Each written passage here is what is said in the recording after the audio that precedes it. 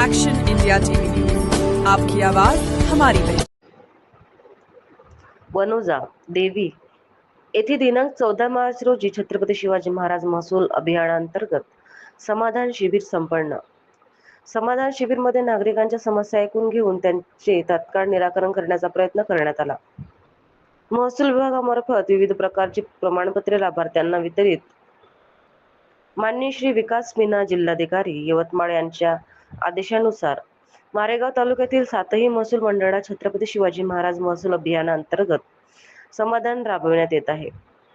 दिनांक 14 मार्च रोजी राळेगाव तालुक्यातील वनोजा देवी मंडळात छत्रपती शिवाजी महाराजांचा अभियानांतर्गत समाधान शिबिराचे आयोजन करण्यात आले होते।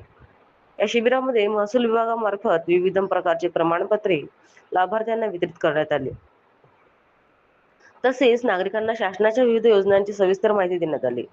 या समाधान शिबिरमध्ये संजय देरकर आमदार वणी विधानसभा क्षेत्र, नितीन हिंगोले उपविभागीय अधिकारी वणी, उत्तम निलावाड तहसीलदार मारेगाव, भीमराव वानखेडे गट विकास अधिकारी पंचायत समिती मारेगाव, सौ दिमनताई टोंगे सरपंच वनोजा देवी, मत्ते नायब तहसीलदार निराधार, भूमी अभिलेख मारेगाव, कळमकर बालविकास प्रकल्प अधिकारी मारेगाव व विविध विभागाच्या अधिकाऱ्यांनी शिबिरात उपस्थित नागरिकांच्या समस्या ऐकून त्याचे तात्काळ निराकरण करण्याचा प्रयत्न करण्यात आला।